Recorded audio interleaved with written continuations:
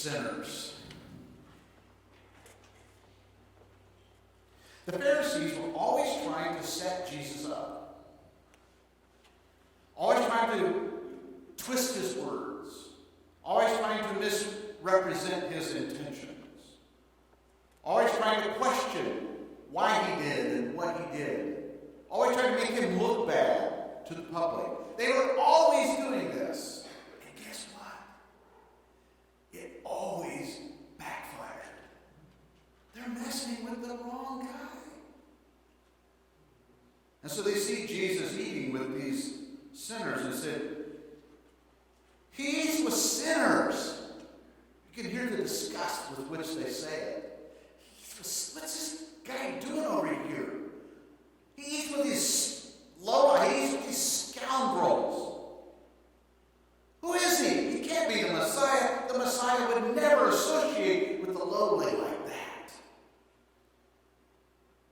And so in response to that, and Jesus was having a pretty good time until those guys came along. And so in response to their criticism, Jesus tells 3 stories.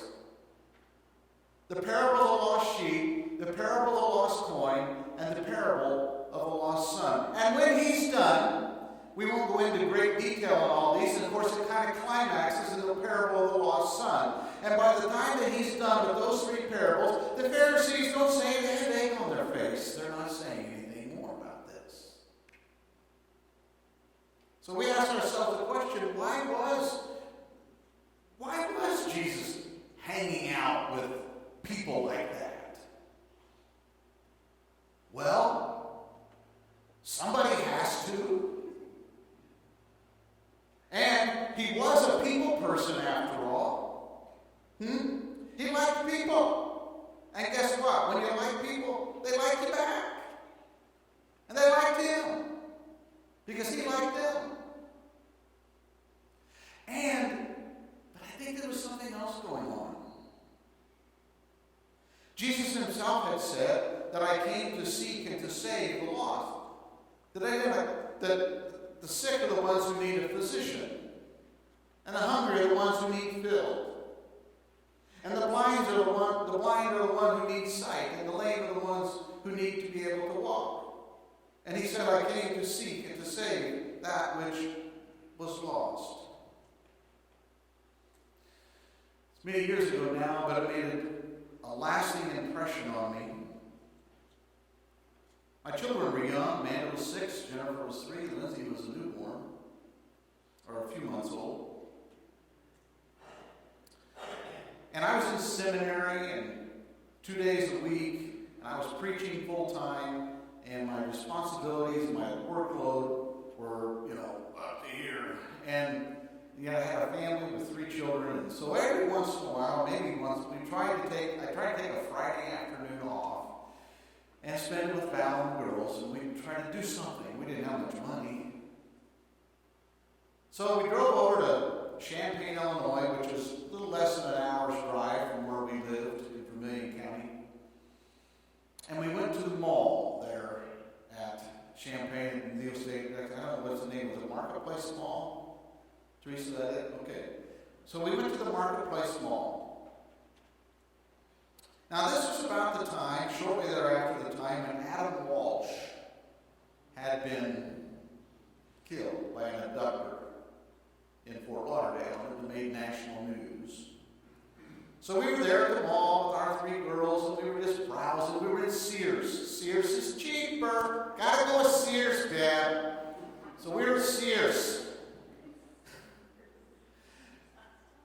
And we were walking around, I think it was the garden section of Sears, and the lawnmowers, and I don't know, just browsing around, and the 5 of us.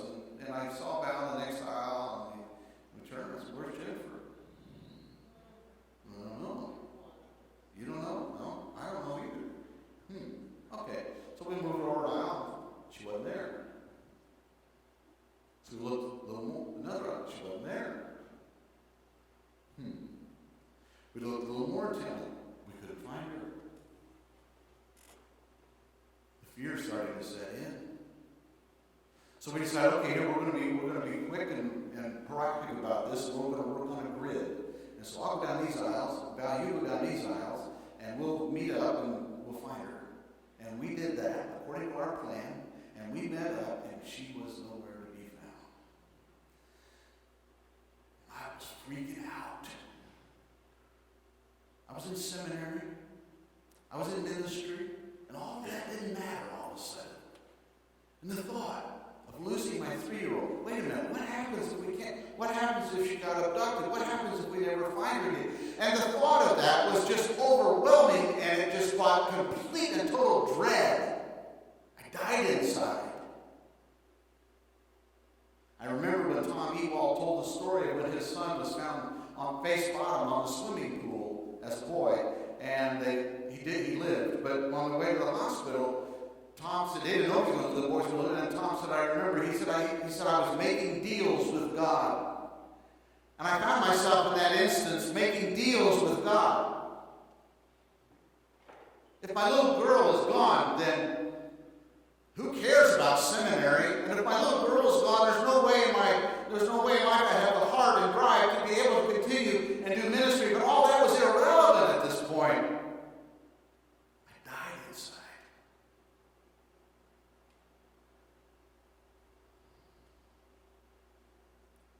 We know what to do. The look of dread on our faces as I never forget it.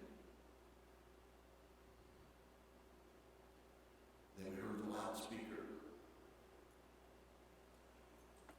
We have a little 3-year-old who says her name is Jennifer in bib overalls at the customer service section. Would her parents please come and get her?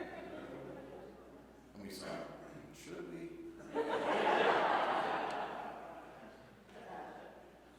And I bet the lady who said that really enjoyed saying that. I bet she enjoyed saying that. And so we go to the customer service section. Jennifer's standing on the counter, and this lady told her. And she looked at us, and she started crying, and she jumped into my arms, and I held my little 3-year-old in bib overall. I held my little 3-year-old, and she said, where did you guys go? A side note, later on as we were talking, she told us that she thought we'd left. And so she was going to go outside. And a lady stopped her at the door and wouldn't let her go outside and escorted her to the customer service. It won't. Well, it's time to celebrate. We decided we had to do something to celebrate. So there was a Grandy's. We like Grandy's with fried chicken and sweet tea and the rolls and all that, you know. And so there was a Grandy's. I don't know if it's that one or not, but you know what I mean. And there was across the parking lot, across the street from the parking lot of the mall, right there. And so we went to Grandy's, and we were sitting down, and we decided, you know, this is celebration. Now, folks, I'm in ministry at this time. I'm in seminary. I'm fairly knowledgeable of the scriptures. I'm growing in my faith, but I fairly understood what's going on in the Bible. I had studied Greek, I had studied Hebrew. I was growing and studying and continuing to do that. I had a pretty good picture of what was going on, and in ministry, I always had a heart, wanted to help people. But while we were at Grandy's taking it all in, I'm sitting there listening to my girls talk, which is usually how it is. I was sitting there listening to my girls talk, just taking it in, reflecting on what had happened in the last half hour. The pain and the joy, the surprise, the agony, and then the celebration. And I was just sitting there listening, trying to process all of this. And while I was doing that, I understood at a heart level, at an emotional level, the heart of God. And that is that the pain of that which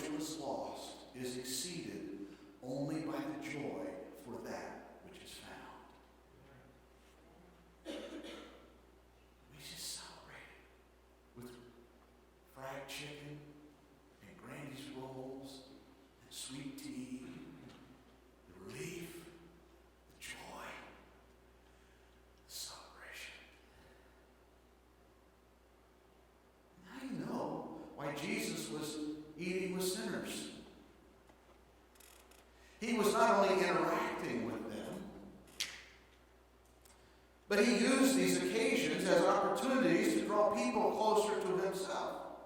And not only was he interacting with them, but he was celebrating with them. Table fellowship.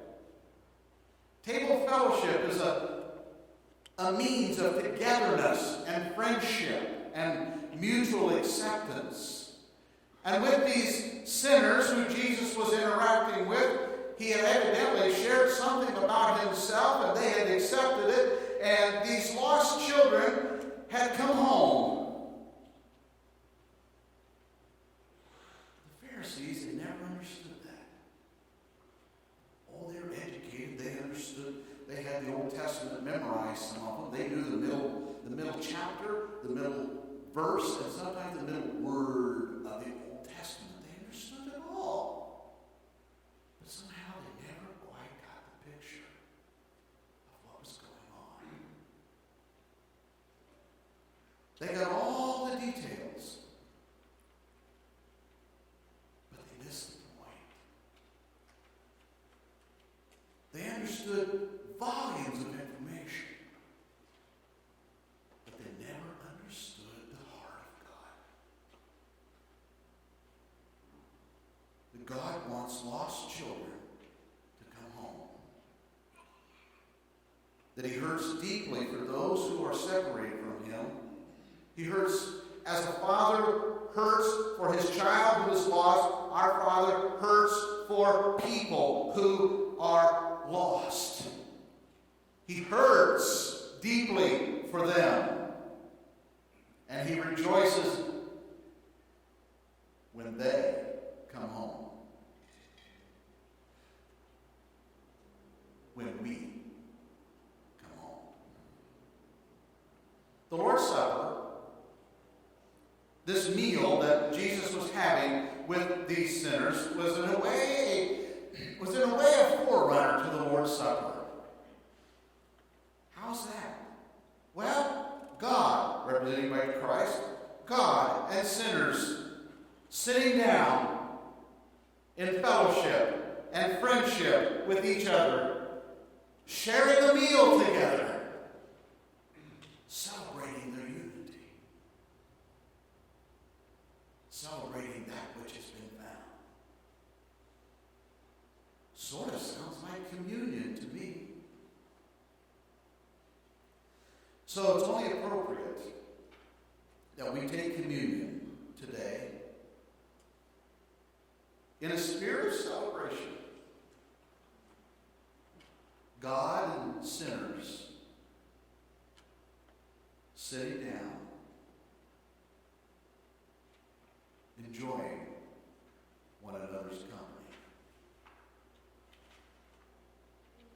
See, because of what Jesus did in the body and the blood that he gave for us, he now gives us the opportunity